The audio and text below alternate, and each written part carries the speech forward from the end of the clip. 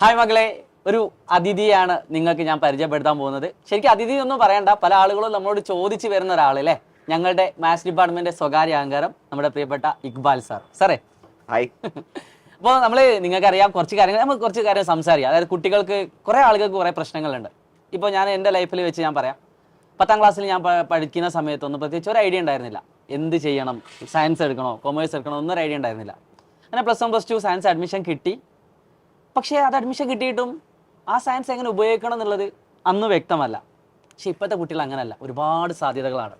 അപ്പോൾ സാറ് ഒരു IIT, നിങ്ങൾക്കറിയാം IIT എന്ന് പറഞ്ഞാൽ നമുക്ക് എഞ്ചിനീയറിംഗിൽ ഏറ്റവും വലിയ ഒരു സ്ഥാപനം നമുക്ക് IIT ആണ്. അപ്പോൾ IITയിൽ പഠിച്ചിറങ്ങിയ ഒരാളാണ്. അപ്പോൾ സാറിൻ്റെ അനുഭവം നിങ്ങൾ കേട്ടാൽ എന്താവും, നല്ല രസമാണ്. സാർ ഒന്ന് പറഞ്ഞു തുടങ്ങിക്കോളൂ, സാറിൻ്റെ ലൈഫ് എങ്ങനെയായിരുന്നു എന്നുള്ളത്.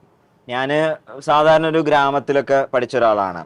ഒരു 1ാം ക്ലാസ് മുതൽ 6ാം ക്ലാസ് വരെയൊക്കെ ഒരു മലയാളം മീഡിയം സ്കൂളിൽ പഠിച്ചു. പിന്നെ ചെറുപ്പം മുതൽ എനിക്ക് മാത്സ് ഭയങ്കര ഇഷ്ടമായിരുന്നു. അപ്പോൾ നാച്ചുറലി ഇത്രയും കൂടി നല്ലൊരു സ്കൂളിലേക്ക് വേണ്ടി പാരൻസിനെ മാറ്റി. അപ്പോൾ വീടിൻ്റെ അടുത്ത് തന്നെയുള്ള ഒരു CBSE സ്കൂളിലേക്ക് മാറ്റി. പിന്നെ ഒരു 7ാം ക്ലാസ് തൊട്ട് ഞാൻ ഇങ്ങനെ CBSE സ്കൂളിൽ, അപ്പോൾ സ്റ്റേറ്റിൽ നിന്ന് CBSEയിലേക്ക് മാറുമ്പോൾ നമുക്കൊരു ബുദ്ധിമുട്ടുണ്ടാവുമല്ലോ. അപ്പോൾ ആ ബുദ്ധിമുട്ട് മാറ്റാൻ വേണ്ടിയിട്ട് വീടിൻ്റെ അടുത്തുള്ള ഒരു ചേട്ടൻ എന്നെ വന്നിട്ട് എന്ത് ചെയ്യും സഹായിച്ചിരുന്നു. ആളെ എഞ്ചിനീയറിംഗ് കോളേജിൽ പഠിച്ചിരുന്ന ഒരു ചേട്ടനാണ്. അപ്പം ചേട്ടനാണ് എൻ്റെ അടുത്ത് പറഞ്ഞത്, ഓ ഇക്ബാലെ, നിനക്ക് സയൻസും മാത്സ് ഒക്കെ ഇഷ്ടമാണല്ലോ, അങ്ങനെയാണെങ്കിൽ എന്തായാലും IITനെ കുറിച്ച് ചിന്തിച്ചോളാം. അങ്ങനെ ഒരു 8ാം ക്ലാസ്സിലോ അല്ലെങ്കിൽ ഒരു ഹൈസ്കൂളിലൊക്കെ വെച്ചിട്ടാണ് ആദ്യമായിട്ട് ഞാൻ IIT എന്ന് പറഞ്ഞ സാധനം കേൾക്കുന്നത്. ഇതൊരു 20 കൊല്ലം മുമ്പാണ് കേട്ടോ. 20 കൊല്ലമല്ല, അതിന് മുന്നാണ്. ആ സമയത്ത് നമ്മൾ IIT എന്ന് പറഞ്ഞാൽ വളരെ കുറച്ച് ആളുകൾക്ക് കേട്ടിട്ടുള്ളൂ. കേരളത്തിലൊന്നും അന്ന് IIT ഇല്ല. ഇന്ന് പാലക്കാട് IIT വന്നിട്ടുണ്ട്. അന്ന് ആകെ ഒരു 7 IIT ഓൾ ഓവർ ഇന്ത്യ ഉള്ളൂ, ചുരുങ്ങിയ സീറ്റുകളും കാര്യങ്ങളൊക്കെ ഉള്ളൂ.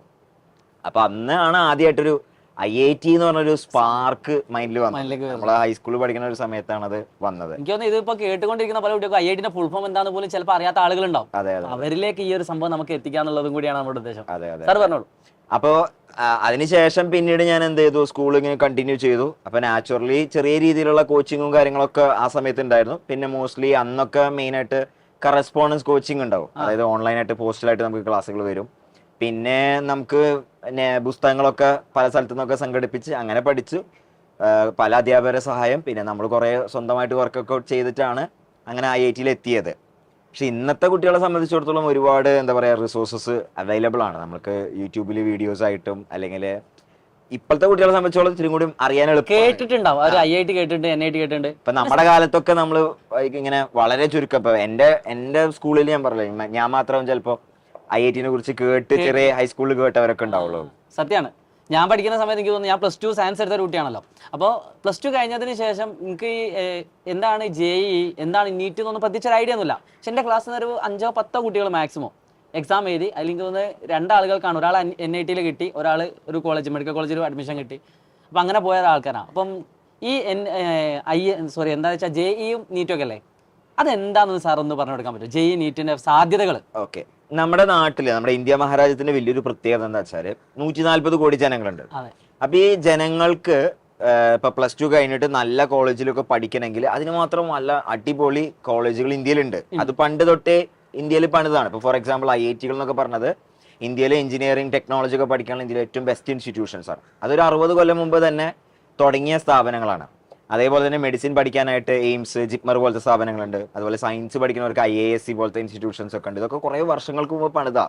പക്ഷെ നമ്മുടെ രാജ്യത്തിന്റെ പ്രത്യേകത എന്ന് പറഞ്ഞാൽ ഈ പോപ്പുലേഷൻ പ്രപ്പോർഷണൽ ആയിട്ട് എന്തില്ല, സീറ്റുകളില്ല, വളരെ ലിമിറ്റഡ് സീറ്റുള്ളൂ. ഓരോ വർഷം നമ്മൾ പോപ്പുലേഷൻ അനുസരിച്ച് ഈ സീറ്റുകളുടെ എണ്ണം അതിനനുസരിച്ച് ഒന്നും കൂടുന്നും ഒന്നുമില്ല, വളരെ ലിമിറ്റഡ് സംഭവമാണ്. ഇതെല്ലാം നമ്മുടെ പ്രീമിയർ സ്ഥാപനങ്ങളാണ്. അപ്പൊ ഈ സ്ഥാപനങ്ങൾ എന്ന് പറഞ്ഞാൽ സത്യം പറഞ്ഞാൽ വേൾഡ് ക്ലാസ് നിലവാരത്തിലുള്ള ഇൻസ്റ്റിറ്റ്യൂഷൻസ് ആണ്. പക്ഷെ നമ്മുടെ കുട്ടികൾക്ക് എന്തില്ല, എല്ലാവർക്കും കിട്ടാനുള്ള സീറ്റുകൾ അവിടെ ഇല്ല. അപ്പൊ സ്വാഭാവികമായിട്ടും ഒരു ബോർഡ് എക്സാം വഴിയോ ഒന്നും ആർക്കും അഡ്മിഷൻ അവിടെ കിട്ടില്ല.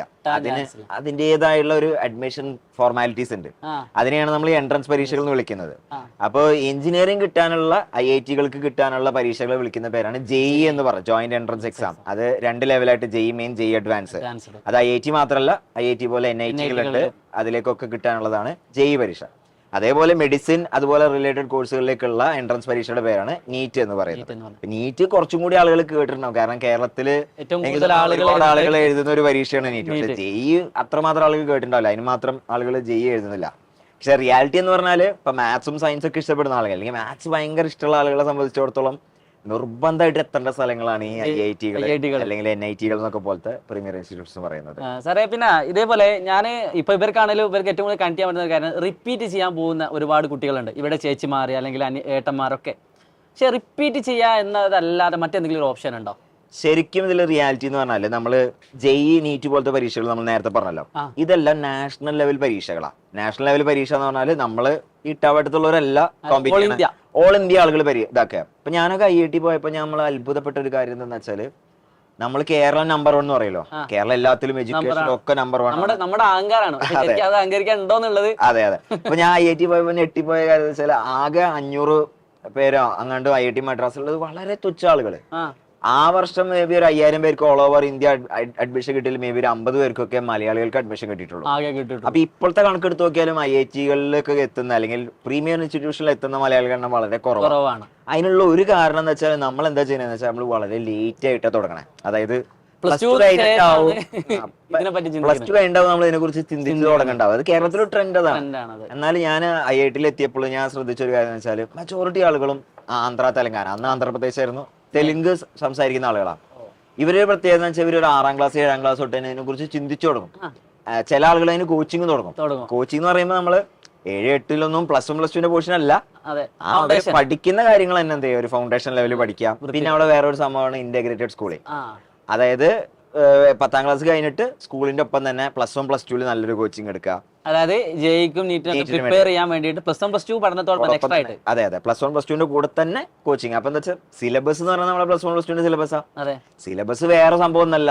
+1 +2 സിലബസ് തന്നെയാണ് എൻട്രൻസ് പരീക്ഷയുള്ള സിലബസ്. പക്ഷെ ആ രീതിയിലുള്ള ഒരു ട്രെയിനിങ് ഉണ്ടല്ലോ, എൻട്രൻസ് എക്സാമിന് വേണ്ടിയുള്ള ഒരു practice, multiple choice questions, objective exam ഒക്കെ എഴുതിയിട്ടുള്ള പ്രാക്ടീസ്, അതൊക്കെ വേണം. അപ്പൊ മറ്റുള്ളവർ എന്താ ചെയ്യണമെന്ന് വെച്ചാൽ നേരത്തെ തുടങ്ങാം. അതായത് ഹൈസ്കൂളിൽ തന്നെ തുടങ്ങും, അല്ലെങ്കിൽ +1 +2 ഇന്റഗ്രേറ്റഡ് സ്കൂളിങ്ങോട് കൂടെ തുടങ്ങും. നമ്മൾ വളരെ ലേറ്റ് ആയി തുടങ്ങാം. അപ്പൊ ശരിയാണ്, +1 +2 ട്രൈ ചെയ്ത് കിട്ടിയില്ലെങ്കിൽ റിപ്പീറ്റ് ചെയ്യണം. പക്ഷേ ആദ്യമേ തന്നെ ഒരു കുട്ടി, ഹൈസ്കൂളിലൊക്കെ പഠിക്കുന്ന കുട്ടി ഇപ്പോഴേ തന്നെ റിപ്പീറ്റ് ചെയ്യാന്നൊരു മൈൻഡ് സെറ്റ് ആയിട്ട് ആവരുത് ജീവിക്കേണ്ടത്. കാരണം അതിനു മുമ്പേ തന്നെ എന്ത് ചെയ്യണം, ശ്രമിച്ചു തുടങ്ങാവുന്നതേ ഉള്ളൂ. അപ്പൊ ആദ്യത്തെ അറ്റംപ്റ്റിലാണ് കിട്ടാൻ കൂടുതൽ സാധ്യത. +1 +2 പഠനത്തോടൊപ്പം തന്നെ കിട്ടാനാണ് ഏറ്റവും കൂടുതൽ എളുപ്പമുള്ളത്. അപ്പൊ എനിക്ക് തോന്നുന്നു നമ്മൾ ഈ വീഡിയോ കാണുന്ന കുട്ടികൾ ഇപ്പൊ സ്റ്റേറ്റ് പഠിച്ച കുട്ടികളുണ്ട്, CBSE പഠിച്ച കുട്ടികളുണ്ട്, രണ്ടുപേരും ഇത് കാണുന്നുണ്ടാവും. അപ്പൊ സ്റ്റേറ്റ് പഠിച്ച കുട്ടികൾക്ക് ചിലപ്പോൾ ഒരു ടെൻഷൻ ഉണ്ടാവും, ഞാൻ CBSE അല്ലല്ലോ എന്നുള്ളത്. പക്ഷേ ആ +1 +2 ഇന്റഗ്രേറ്റഡ് സ്കൂളിൽ പഠിച്ചാൽ അവർക്ക് എന്തെങ്കിലും മെച്ചമുണ്ടോ? ഇപ്പൊ നമ്മളിപ്പോ ഇന്റഗ്രേറ്റഡ് സ്കൂളിൽ നടത്തുന്നുണ്ടല്ലോ, ഗൂഗിൾ സ്കൂൾ. അപ്പൊ അതിൽ ആദ്യത്തെ ബാച്ചിലൊക്കെ കുറെ കുട്ടികൾ സ്റ്റേറ്റ് സിലബസ് പഠിച്ച കുട്ടികളാണ്. അപ്പൊ ഈ പറഞ്ഞൊരു കാര്യം ശരിയാണ്. അതായത് 10ാം ക്ലാസ് കഴിയുമ്പോൾ സ്റ്റേറ്റ് സിലബസും CBSE ആയിട്ട് കമ്പയർ ചെയ്യുമ്പോൾ CBSE ഒരു ചെറിയൊരു അഡ്വാൻറ്റേജ് തുടക്കത്തിൽ കിട്ടും. കാരണം എന്താണെന്ന് വെച്ചാൽ അവര് ഇത്തിരി കൂടിയും റിഗറസ് ആയിട്ടാണ് അവർ പഠിക്കുന്നത്, ഇത്തിരി കൂടിയും റിഗറസ് ആയിട്ടാണ് അവർ ആ കരിക്കുലത്തിലൂടെ എക്സാമിനേഷൻ സിസ്റ്റത്തിലൂടെ കടന്നു പോകുന്നത്. പക്ഷെ എൻട്രൻസ് ഇത് നമ്മള് +1 +2 ഇന്റഗ്രേറ്റ് ഇത് കഴിഞ്ഞിട്ട് ഇപ്പൊ അവര് +2 എത്തിക്കുക, ആ സ്റ്റേറ്റ് സിലബസ് കുട്ടികളൊക്കെ ഭയങ്കരമായിട്ട് മുന്നിലെത്തി, ഒരുപാട് മുന്നിലെത്തി. അതായത് നമ്മളെ മക്കൾ എന്താ വെച്ചാൽ സ്റ്റേറ്റ് സിലബസ് പഠിക്കുന്ന കുറെ കുട്ടികൾ എന്തുണ്ട്, നല്ല ടാലന്റ് ഉള്ള കുട്ടികളുണ്ടാവും, റോ ടാലന്റ് ഉള്ള കുട്ടികളൊക്കെ ഉണ്ടാവും. അവർക്ക് കൃത്യമായിട്ടുള്ള ആ ഒരു ട്രെയിനിങ് പ്രോഗ്രാം വേണം. ട്രെയിനിങ് ഇല്ലാതെ ഇതൊന്നും കിട്ടില്ല. അതാണ് മെയിൻ സംഭവം. ഇന്റഗ്രേറ്റഡ് സ്കൂളിൽ നമ്മൾ ശരിക്കും നല്ലോണം ക്ലാസ് കൊടുത്ത് അവർ നല്ല ട്രെയിനിങ് കൊടുത്തപ്പോ ഇപ്പൊ ആ കുട്ടികളൊക്കെ വളരെ മുന്നിലെത്തി. തുടക്കത്തിൽ അവർ ചെറിയൊരു ഒരു വ്യത്യാസം ഉണ്ടാവും, പക്ഷെ ഇപ്പൊ സ്റ്റേറ്റ് സിലബസ് കുട്ടികളൊക്കെ വളരെ മുന്നിലെത്തി ആണല്ലേ. അപ്പൊ അതായത് ഇപ്പൊ ഇന്റഗ്രേറ്റഡ് സ്കൂളിൽ കുട്ടി ജോയിൻ ചെയ്യുന്നതിലൂടെ അപ്പൊ സ്റ്റേറ്റ് ആവട്ടെ CBSE ആവട്ടെ ഏത് കുട്ടിക്കും ഹയർ ലെവലിലേക്ക് എത്താൻ പറ്റും. പിന്നെ സിലബസ് എന്ന് പറയുന്നത് +1 +2 എത്തിക്കഴിഞ്ഞാൽ സെയിം സിലബസ്, സെയിം ടെക്സ്റ്റ് ബുക്കും കാര്യങ്ങളൊക്കെയാണ്. പിന്നെ +1 +2 എത്തുമ്പോൾ നമ്മൾ ഇന്റഗ്രേറ്റഡ് സ്കൂളുകളിൽ സാധാരണ നമ്മൾ CBSE കരിക്കുല ഫോളോ ചെയ്യണേ. കാരണം അതിന്റേതായ അഡ്വാൻറ്റേജുകൾ +1 +2 CBSE ഉണ്ട്. അതിനൊരു കാരണം എന്ന് വെച്ചാൽ +1 ബോർഡ് എക്സാം എഴുതി കഷ്ടപ്പെടേണ്ട. അപ്പൊ ബോർഡ് എക്സാമിനേക്കാളും കൂടുതൽ എൻട്രൻസിൽ കൂടുതൽ ഫോക്കസ് ചെയ്യാൻ പറ്റും. പിന്നെ സ്റ്റേറ്റ് സിലബസിൽ വരുമ്പോ 6 സബ്ജക്ട് പഠിക്കാനുണ്ട്, ഇവർക്ക് 5 സബ്ജക്റ്റേ ഉള്ളൂ CBSE-ൽ. അപ്പൊ അതൊക്കെ കാരണം ഇന്റഗ്രേറ്റഡ് സ്കൂളിങ് ചെയ്യുമ്പോൾ ശരിക്കും CBSE നല്ലതാണ്, CBSE നല്ലൊരു ഓപ്ഷൻ തന്നെയാണ്. അപ്പൊ യൂഷ്വലി നമ്മൾ CBSE ആണ് നമ്മളെ സ്കൂളുകളിലൊക്കെ ഇപ്പൊ ഉള്ളത്. സ്റ്റേറ്റ് മക്കളാണെങ്കിൽ ഒരു ബുദ്ധിമുട്ടുണ്ടാവില്ല. കാരണം എന്താ വെച്ചാല് അവർക്ക് നമ്മളെ റിഗ്രസ് ഇപ്പൊ ഈ വർഷം നമ്മൾ എന്താ ചെയ്തെന്ന് വെച്ചാല് ഇന്റഗ്രേറ്റഡ് സ്കൂളിലേക്ക് വന്നപ്പോ അവർക്കെല്ലാം ഒരു ഫൗണ്ടേഷൻ കോഴ്സ് കൊടുത്തു. അതായത് ആദ്യത്തെ ഒരു ആഴ്ച 2 ആഴ്ച 3 ആഴ്ചയൊക്കെ നമ്മൾ എന്ത് ചെയ്തു, അവർക്ക് 10ാം ക്ലാസ് വരെയുള്ള കാര്യങ്ങളൊക്കെ ഒന്നും കൂടി പഠിപ്പിച്ചു അതൊക്കെ ചെയ്തിട്ടാണ് നമ്മളെ കുട്ടികളെ റെഡിയാക്കി കൊണ്ടുവന്നത്. സാറേ ലാസ്റ്റ് ഒറ്റ കാര്യം ചോദിച്ചിട്ട് നമുക്ക് ഇത് വൈൻഡ് അപ്പ് ചെയ്യാം. അതായത് ഇപ്പൊ നമ്മുടെ നെക്സ്റ്റ് എക്സാം ഉണ്ടല്ലോ, അതിനെ പറ്റി എന്താണ് കുട്ടികളോട് സാർക്ക് പറയാനുള്ളത്?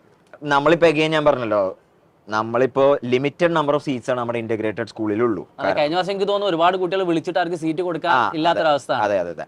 അപ്പൊ അതുകൊണ്ട് തന്നെ ഇപ്പൊ പക്ഷെ ഒരുപാട് ആപ്ലിക്കൻസ് ഉണ്ട്, ഒരുപാട് പേര് ഇതിനു വേണ്ടി ആഗ്രഹിക്കുന്നുണ്ടാവും. കാരണം സൈലം എന്ന് പറഞ്ഞാൽ സൈലത്തിന്റെ ഒരു ഫ്ലാഗ്ഷിപ്പ് പ്രോഗ്രാമാണ് നമ്മുടെ ഇന്റഗ്രേറ്റഡ് സ്കൂളിംഗ് എന്ന് പറഞ്ഞാൽ നമ്മളുടെ ഒരു അഭിമാന പ്രോഗ്രാമാണ് ഇന്റഗ്രേറ്റഡ് പ്രോഗ്രാം. അപ്പൊ ഒരുപാട് കുട്ടികൾ അതിന് അപ്ലൈ ചെയ്യുന്നുണ്ടാവും. ലിമിറ്റഡ് നമ്പർ ഓഫ് സീറ്റുകൾ. അപ്പൊ നാച്ചുറലി നമ്മൾ എന്ത് ചെയ്യുന്നുണ്ട്, ഒരു അഡ്മിഷൻ വെച്ചിട്ടാണ് കുട്ടികൾക്ക് കൊടുക്കുന്നത്. അതോടൊപ്പം തന്നെ നന്നായി പെർഫോം ചെയ്യുന്നവർക്ക് നമ്മൾ സ്കോളർഷിപ്പ് കൊടുക്കണം. സ്കോളർഷിപ്പ് കൊടുക്കാനും അഡ്മിഷൻ കിട്ടാനും വേണ്ടിയിട്ടാണ് ഈ നെസ്റ്റ് നടത്തുന്നത്. അത് മാത്രമല്ല ഇത് കുട്ടികളെ സംബന്ധിച്ചിടത്തോളം അവർ പഠിച്ച സിലബസിനെ ബേസ് ചെയ്തുള്ള ഒരു പരീക്ഷയാണ്. അപ്പൊ പേടിക്കേണ്ട യാതൊരു ആവശ്യമില്ല. അതിനുള്ള കോച്ചിങ്ങും കൊടുക്കും, കോച്ചിങ് നമ്മൾ ചാനൽ വഴി കൊടുക്കുന്നുണ്ട്. അപ്പൊ അതുകൊണ്ട് കുട്ടികൾ ശരിക്കും നിർബന്ധമായിട്ട് ഇതെന്താ വെച്ചാൽ എനിക്ക് കിട്ടിയ ഒരു അഡ്വാൻറ്റേജിനെ കുറിച്ച് സാറിന് പറഞ്ഞുതരാം. ഞാൻ പറഞ്ഞല്ലോ 6ാം ക്ലാസ്സിൽ നിന്ന് 7ാം ക്ലാസ്സിലേക്ക് CBSE മാറിയല്ലോ. പുതിയ സ്കൂളിൽ ചേർന്നപ്പോൾ ഒരുപാട് കോമ്പറ്റീറ്റീവ് എക്സാംസ്, അതായത് ഈ പറഞ്ഞ ഒളിമ്പിയാഡ്, ഇതുപോലെ എൻട്രൻസ് എക്സാം പോലത്തെ മൾട്ടിപ്പിൾ അതുപോലത്തെ ഒരുപാട് എക്സാംസ് എനിക്ക് എഴുതാൻ പറ്റി. അപ്പൊ നമ്മൾ ഈ എക്സാംസ് എഴുതുമ്പോൾ നമുക്ക് നല്ല കോൺഫിഡൻസ് കിട്ടും. കാരണം നമ്മൾ സ്കൂളിൽ എന്ത് മാത്രമേ എഴുതുന്നുള്ളൂ, സാധാ ബോർഡ് എക്സാം മോഡൽ പരീക്ഷകൾ മാത്രമേ എഴുതുള്ളൂ. പക്ഷെ ഹൈസ്കൂളിൽ തന്നെ കുട്ടികൾ എന്ത് ചെയ്യണം, പരമാവധി ഈ കോമ്പറ്റീറ്റീവ് എക്സാംസ് ഒക്കെ എഴുതി ഒരു കോൺഫിഡൻസ് ബിൽഡ് ചെയ്യണം. അപ്പൊ ആ ഒരു കോൺഫിഡൻസ് ബിൽഡ് ചെയ്യാനുള്ള നമ്മൾ എവിടെ നിൽക്കുന്നു എന്നറിയാനൊക്കെ ഉള്ള ഒരു ചാൻസ് കൂടിയാണ് സത്യം പറഞ്ഞ നെസ്റ്റ് എന്ന് പറയുന്നത്. ഓക്കെ സാറേ. അപ്പം കുട്ടികൾക്ക് എനിക്ക് തോന്നുന്നു January 7th ഇനി ഒരു എക്സാം വരാൻ പോകുന്നത്, നെക്സ്റ്റ് എക്സാം. അപ്പോൾ കുട്ടികൾ മാക്സിമം എന്താക്കുക, അതിൽ അപ്ലൈ ചെയ്യുക. സാറ് പറഞ്ഞതുപോലെ എനിക്ക് തോന്നുന്നു വേറെ കാര്യം കൂടിയും, നമ്മുടെ എൻട്രൻസ് നമ്മളെ ഇതുണ്ടല്ലോ നമ്മുടെ ഇന്റഗ്രേറ്റഡ് സ്കൂള്. അപ്പോൾ ചില ആൾക്കാർ വിചാരിക്കുന്നത് ഭയങ്കര പ്രഷറാണ് കാര്യങ്ങളാണ്. പക്ഷേ ഈ സ്കൂളുകളൊക്കെ നടക്കുന്ന പരിപാടികളൊക്കെ കാണുമ്പോൾ നമുക്ക് ഭയങ്കര എൻജോയ് ചെയ്യാൻ പറ്റുന്നുണ്ട്. ഇപ്പൊ ഗോകുൽ സ്കൂളാണെങ്കിലൊക്കെ തന്നെ ഒരുപാട് ഫെസ്റ്റും കാര്യങ്ങളൊക്കെ അതിന്റെ കൂടെ പാലായിട്ട് കഴിഞ്ഞ 2 ദിവസം മുമ്പ് അവര് ട്രിപ്പ് പോയിട്ട് വന്നതൊക്കെ ഭയങ്കര രസമാണ്. അവരുടെ കാണുമ്പോൾ എൻജോയ് ചെയ്യാൻ പറ്റും. പിന്നെ ഇങ്ങനെ ഇന്റഗ്രേറ്റഡ് സ്കൂളിൽ കൂടെ പോകുമ്പോൾ അവർക്ക് ഒരുപാട് സമയവും അവരെ എനർജിയും റിസോഴ്സും ഒക്കെ ലാഭിക്കാം. കാരണം ഒരു കോമ്പൗണ്ടിൽ തന്നെ അവരെ താമസിക്കുകയും ചെയ്യുന്നത്, താമസിച്ച് സ്കൂളിങ്ങും എൻട്രൻസും ഒരുമിച്ച് ചെയ്ത് അങ്ങനെ ഒരു നല്ലൊരു വേറൊരു വൈബായിരിക്കും.